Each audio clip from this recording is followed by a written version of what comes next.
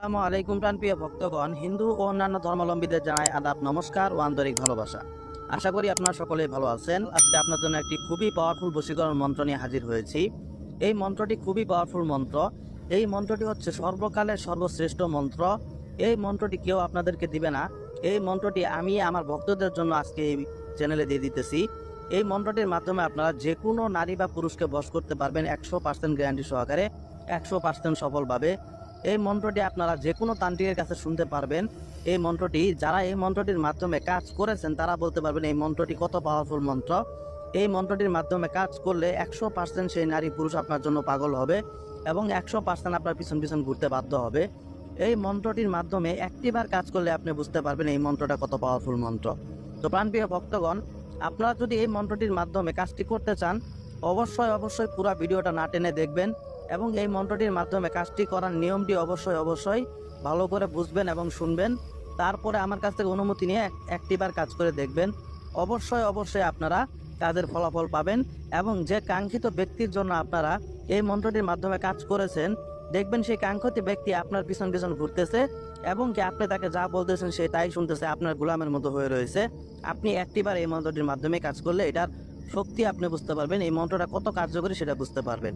তো প্রাণপ্রিয় ভক্তগণ, আজকে আমি যে মন্ত্রটি নিয়ে আপনাদের সামনে হাজির হয়েছি এই মন্ত্রটি আপনারা স্ক্রিনে দেখতে পারতেছেন। এই মন্ত্রটির মাধ্যমে কাজটি করার জন্য আপনাদের কিছু জিনিসের প্রয়োজন হবে। একটা সাদা বুরুজ পাতার প্রয়োজন হবে এবং কি আপনাদের একটা সরিষার তেলের বোতলের প্রয়োজন হবে। এগুলো আপনারা জোগাড় করবেন। জোগাড় করার পরে আপনারা এই মন্ত্রটি সিদ্ধ করবেন। এই মন্ত্রটি সিদ্ধ করার জন্য আপনারা যে কোনো একটা নির্জন স্থানে গিয়ে 51 বার পাঠ করলে মন্ত্রটি সিদ্ধ হয়ে যাবে।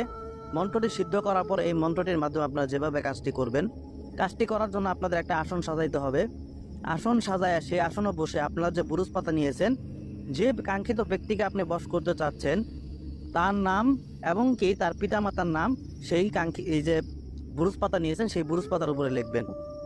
লেখার পর আপনারা যে সরিষার তেলের বোতলটা নিয়েছেন একদমই কিনে আনবেন। সেই সরিষার তেলের বোতলটা কিনে সেই বোতলের মুখাটা খুলে আপনার সামনে রাখবেন। রেখে আপনারা যে মন্ত্রটি আমি স্ক্রিনে দিয়েছি এই মন্ত্রটি আপনারা 51 বার পাঠ করবেন।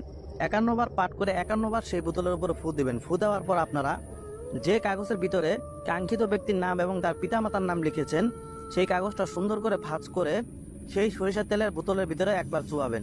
চুবানোর পরে সেই কাগজটা আপনারা একটা তাবিজের ভিতরে ভরে তাবিজের মুখটা আপনারা মোম দিয়ে বন্ধ করবেন। বন্ধ করার পর সেই তাবিজটাকে আপনারা সেই বোতলের ভিতরে সরিষার তেলের বোতলের ভিতরে ছেড়ে দিবেন।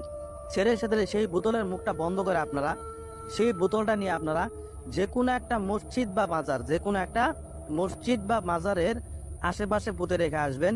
ইনশাল্লাহ আমি যে নিয়মটা বললাম সেটা অনুসরণ করে যদি কাজটি করতে পারেন অবশ্যই এই মন্ত্রটির মাধ্যমে আপনারা কাজ করে 100% কাজের ফলাফল পাবেন। তবে কাজটি করার আগে অবশ্যই আমার কাছ থেকে অনুমতি নেবেন। আর যারা নিয়ম ঠিকভাবে বুঝতে পারেন না ভিডিওটি আবার দেখেন তাহলে বুঝতে পারবেন। তারপরেও যদি বুঝতে অসুবিধা হয় আপনারা আমার সাথে যোগাযোগ করবেন। স্ক্রিনে আমার নাম্বার দেওয়া আছে, আমার সাথে যোগাযোগ করে ভালোভাবে বুঝে শুনে তারপরে কাজটি করবেন, তাহলে আপনার কাজের ফলাফল পাবেন।